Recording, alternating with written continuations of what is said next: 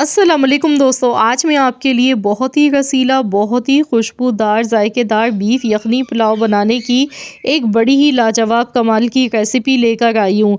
1 kilo चावल की perfect ये रेसिपी है और ये मेरी सिग्नेचर रेसिपी है। मैं कहूँगी आँख बंद करके भरोसा करें और एक बार आज़मा कर ज़रूर देखें।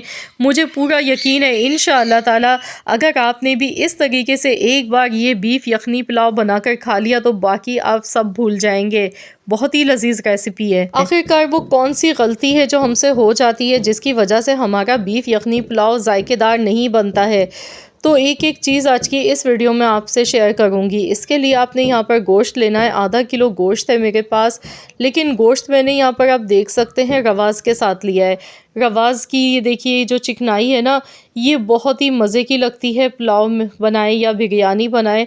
तो यहाँ यखनी बनाने के लिए प्रेशर कुकर मैंने लिया है। गोश्त इसमें पूरा शामिल कर दिया, प्याज इसमें डाली एक दरमियाने साइज़ की, 2 अदद इसमें बड़ी इलायची शामिल कर देंगे खुशबू के लिए।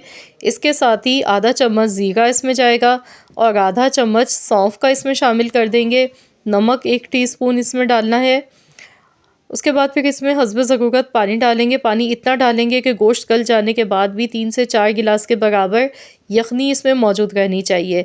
तो चलिए इसे हम प्रेशर लगा देते हैं। टोटल यहाँ पर 20 मिनट के लिए प्रेशर लगाएंगे। तो यहाँ टोटल जो हमने गोश्त लिया है वो 3 पाव है। 1 पाव के करीब रवाज़ है, आधा किलो हड्डी वाला गोश्त है। तो यहाँ पे आप देख सकते हैं गोश्त अच्छी तरह से गल चुका है और यखनी भी देखिए इसमें 3 से 4 गिलास के बराबर मौजूद है। तो चलिए पुलाव बनाना शुरू करते हैं। इसके लिए मैंने यहाँ पर देग ली है, इसमें 1.5 कप कुकिंग ऑयल का शामिल किया है। प्याज एक मीडियम साइज़ की डाली है। साबुत खड़े गरम मसाले हैं जिसमें दालचीनी का 1 टुकड़ा है, 2 इंच के बराबर लौंग है, 10 से 12 जावित्री के 2 टुकड़े हैं। इसके साथ ही 3 बादियान के फूल हैं, 4 से 5 तेज़पात के पत्ते लिए हैं, 3 बड़ी इलायची है, काली मिर्च के दाने हैं 1 टीस्पून भर के, ज़ीरा लिया है 1 चम्मच।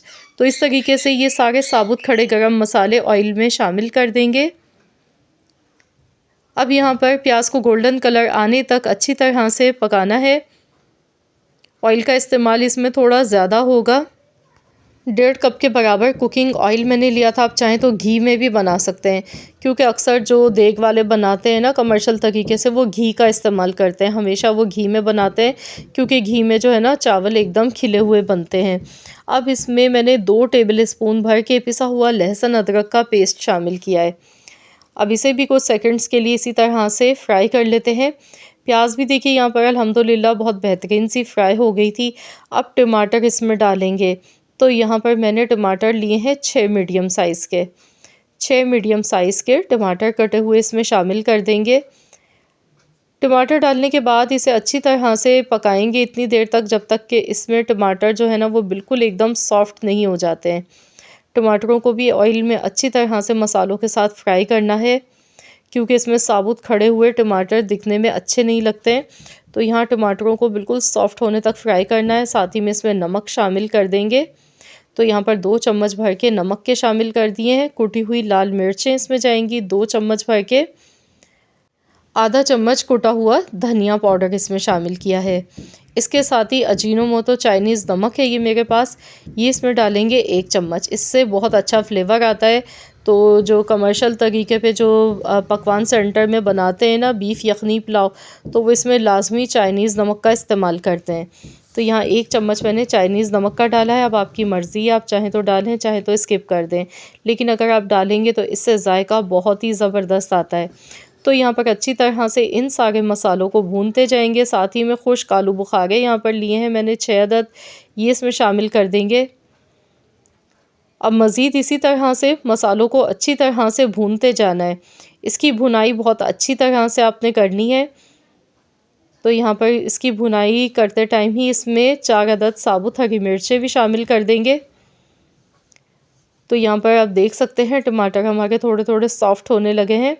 तो बस इसी तरीके से इन्हें अच्छी तरह से भूनते जाएंगे जब तक कि ये बिल्कुल सॉफ्ट ना हो जाए। तो यहाँ पर आप देख सकते हैं मसाला बहुत अच्छी तरह से भुन चुका है और ये देखिए टमाटर भी इसमें अच्छी तरह से मिक्स हो गए। तो अब इसमें यखनी शामिल कर देंगे जो हमने गोश्त गला के रखा था। तो ये गोश्त समेत ही पूरी यखनी इसमें डाल देंगे। अब जो इसमें सौंफ ज़ीरा था ना तो वो नीचे रह गया। तो देखिए कितना आसान तरीका है, ना छानना पड़ा यखनी को, ना कोई पोटली बनानी पड़ी। तो ये पूरी यखनी इसमें शामिल कर दी है। अब यहाँ यखनी थोड़ी सी मुझे कम लग रही है, तो यहाँ थोड़ा सा पानी मज़ीद और इसमें शामिल कर दिया है। नमक यहाँ चेक कर लीजिएगा, जितना नमक इसमें कम हो तो आपने एडजस्ट कर लेना है। तो यहाँ पर नमक काफ़ी इसमें कम था, 1 चम्मच नमक का मज़ीद और इसमें शामिल कर दिया है मैंने। अब इसमें थोड़ा सा केवड़ा एसेंस जाएगा खुशबू के लिए, ये बहुत ही अच्छा लगता है। चावल मैंने यहाँ पर लिए हैं 1 किलो बासमती चावल हैं। चावल को मैंने आधे घंटे पहले भिगो कर रख दिया था। चावल अच्छी तरह से भीग चुके हैं। बासमती चावल आपने लेने हैं, सेला चावल का इस्तेमाल आपने इस रेसिपी में नहीं करना है। तो यहाँ पर पहले से भीगे हुए चावल इसमें शामिल करने हैं। अब चावल डालने के बाद यहाँ पर आप चेक कर लीजिएगा पानी का। वैसे तो देखने का तरीका ये भी होता है, जब भी हम पुलाव या यखनी बनाते हैं तो आप अपनी फिंगर से चेक कर लें। अगर चावल से 1 इंच के बराबर ही देखें पानी ऊपर है तो बिल्कुल वो परफेक्ट रहता है। तो यहाँ पर अब इसे पकाएंगे इतनी देर तक जब तक कि इसका पानी थोड़ा खुश्क नहीं हो जाता है। तो यहाँ पर आप देख सकते हैं अल्हम्दुलिल्लाह, ये देखें अभी इसमें खुशबू इतनी अभी से ही आ गई है, बहुत बेहतरीन सी खुशबू आ गई है इसमें जो हमने मसाले इस्तेमाल किए हैं। अब इसमें 1 गड्डी पुदीने के पत्ते इस तरह से शामिल कर देंगे तोड़ के। साथ में 8 से 10 साबुत हरी मिर्चें इसमें शामिल करनी है और इसे अच्छी तरह से मिक्स कर लेंगे।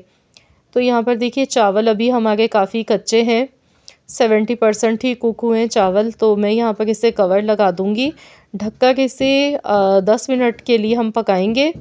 10 मिनट के बाद फिर मैं आपको बताती हूँ कि आपने अगला स्टेप इसमें क्या करना है। तो 10 मिनट के लिए यहाँ पे मैंने इसे दम पर लगा दिया है। तो यहाँ पर 10 से 12 मिनट हो गए हैं, तो चलिए देख लेते हैं। अभी इसे बिल्कुल भी हिलाना नहीं है। अब इसमें हम डालेंगे ऑरेंज फूड कलर। तो ये जर्दे का कलर इसमें शामिल कर दिया पानी में मिक्स करके और दोबारा से कवर कर देंगे। अब हम इसे 5 मिनट के लिए मज़ीद और दम पर इसी तरह से रखा रहने देंगे। तो टोटल यहाँ जो हमने इसे दम पर लगाया ना, वो 15 से 16 मिनट के लिए दम पर लगाया। तो चलिए अब देख लेते हैं। बिस्मिल्लाहिर्रहमानिर्रहीम। ये देखें माशाल्लाह अल्हम्दुलिल्लाह, बहुत ही ज़बरदस्त देखिए एकदम खिले हुए चावल बने हैं और देखिए कितने ज़्यादा ये रसीले लग रहे हैं। ये देखें अल्हम्दुलिल्लाह, बहुत ही रसीला, बहुत ही खुशबूदार सा बीफ यखनी पुलाव बनके तैयार हो चुका है। ये देखें, तो आप लोग भी ज़रूर इस रेसिपी को ट्राई करें। इसमें जो हमने रवाज़ भी थोड़ा बहुत डाला था ना, उसकी वजह से ये बहुत ही रसीला बनता है। गोश्त का इंतखाब अगर आप भी इस तरीके से करेंगे ना, तो बहुत ही जायकेदार मज़ेदार सा पुलाव बनता है। हड्डी वाले गोश्त का इंतखाब हमेशा करें, क्योंकि जो हड्डी में जो जूसेस होते हैं ना, उससे यखनी बहुत शानदार बन के तैयार होती है। इसकी जो यखनी है ना, वो बड़ी ही जानदार जायकेदार थी।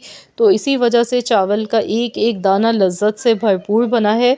तो आप लोग भी ज़रूर इस रेसिपी को मेरे कहने पर लाजमी ट्राई कीजिएगा। इंशाअल्लाह ताला ये जायका आप भूल नहीं पाएंगे, आप इस रेसिपी को हमेशा याद रखेंगे। तो ज़रूर आप लोग भी इस रेसिपी को ट्राई कीजिएगा और अपना फ़ीडबैक ज़रूर मेरे साथ शेयर कीजिएगा। आई होप कि ये वीडियो आप सबको पसंद आई होगी। वीडियो अच्छी लगी है तो वीडियो को जल्दी से लाइक कर दें, शेयर कर दें। चैनल पर नए हैं तो चैनल को भी ज़रूर एक बार सब्सक्राइब कर लीजिएगा और साथ ही में दिए गए बेल आइकॉन को प्रेस कर दीजिएगा, ताकि आपको मेरी हर नई आने वाली वीडियो का नोटिफिकेशन सबसे पहले फ्री में देखने को मिल सके। मिलते हैं इंशाअल्लाह ताला एक और वीडियो के साथ।